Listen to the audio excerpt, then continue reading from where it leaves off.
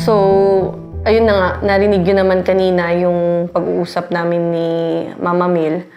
And at least, naliwanagan kami na hindi lang sa amin ginagawa ni Meng yung ganung pag-uugali. Noon pa man pala. Ayaw niya nang pinagsasabihan siya o pinapagalitan siya. Which is, ngayon, sana nasagot namin yung tanong ninyo kung na bakit gusto niya umuwi. Yun na nga talaga ugali niya pa noon pa lang. Which is kami naman, pinipigilan din namin siya. Siyempre alam namin bata siya. Masaya siya pag pinabayaan mo siya. Masaya siya pag ayaan mo lang siya kung anong gusto niya. Huwag mo siyang sisitahin. Doon okay kayo. Masaya siya doon yan. Kaya dito sa amin, pag kami bagong dumating dito sa amin, kagaya nila Darius, sila Adi, ayan, sila Tonix, sa una, sobrang okay siya sa lahat. Okay sila. Tapos, bilang bata, syempre, mas kuya tong mga to, kapag ka napagsabihan siya, O nasita siya. di niya napapansinin yun. Alam ni Kuya Meng yan.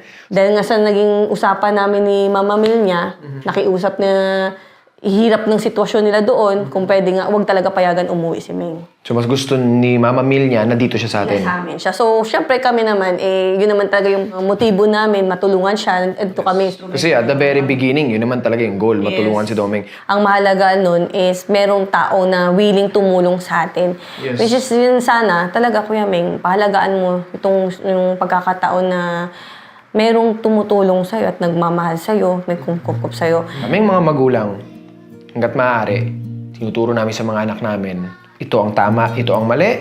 Nang sa ganun, mabawasan yung tsansa na pagdaanan at maranasan pa nila yun. Kasi hindi lahat ng tao, kagaya ko, kagaya niya, na matibay para magpatuloy lumaban sa buhay. Paano kung yung mga pagsubok na kinaya nating mapagtagumpayan, hindi pala nila kayang lampasan? Kung ako may husay na matutunan yung mga bagay-bagay na walang nagtuturo sa akin, paano kung yung mga anak ko pala hindi? So kaya hanggat maaari, hanggat malakas pa ako, itinuturo ko sa kanila yung mga bagay na kaya kong ituro. Kasi mas nakakaawa ang anak natin kapag wala tayo sa tabi nila at hindi nila alam ang gagawin.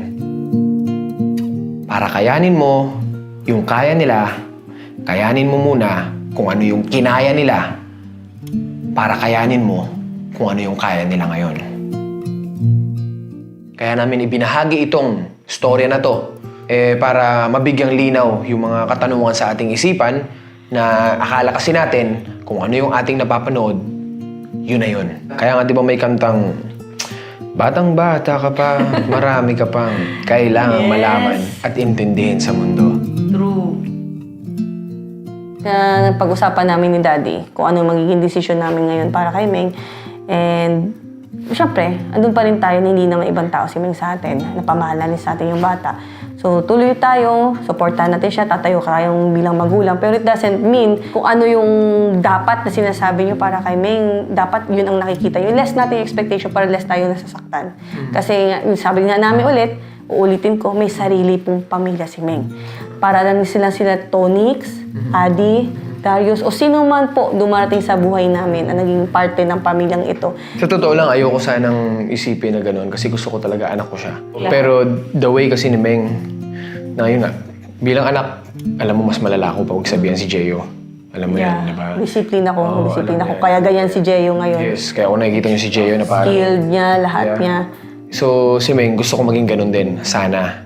Pero the way ng pag-iisip ni Meng, hindi ko na pinilit yun. Pero kung ano yung maitutulong natin sa kanya sa ngayon, gagawin natin yun. At hindi ako magdadalawang isip.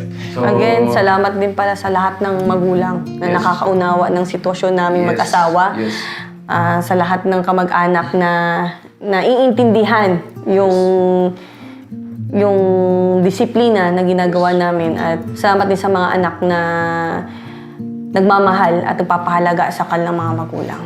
So, ayun, kaya itong decision namin ni Daddy, dahil gusto rin namin maging masaya si Meng at makita niya rin yung mga kapatid niya, kahit imposible kasi yung mga kapatid niya ay may kanya-kanya ng pamilyang May kanya-kanyang pamilya na nakumupkup sa kanila. Yes, yun. So, iba't ibang lugar din. Oo, iba't ibang isla, as in. So, sa madaling salita, hinanap natin lahat ng mga kapatid ni Domeng. Pinagsama-sama natin ang mga Dragon Balls. Maraming salamat dun sa Pinsan nila. pinsan nila na tinulungan kami para mapagsama-sama ang mga kapatid ni Meng at darating sila dito. So, we're gonna do our best kung paano sila mag-enjoy, magkakapatid. So, ayun lang. Yeah. Alright? Emeng, sana naman maging aral din talaga sa'yo. Lahat ng naturo namin sa'yo, baunin mo, lagi ko sinasabi sa'yo, huwag na huwag mong kakalimutan lahat ng magaganda at aral na nangyari sa buhay mo. Kasi yun lang yung tanging, lagi sinasabi daddy, tanging yaman na meron ka. At sana naman, sa pagkakataon ito, bigyan mo ng halaga Lahat. ang ginagawa namin. Hindi man kami humingi ng kapalit, kung kabayaran dito, ang amin lang matutunan mong pahalagaan at respetuhin yung mga tao sa paligid mo at nagmamahal sa'yo.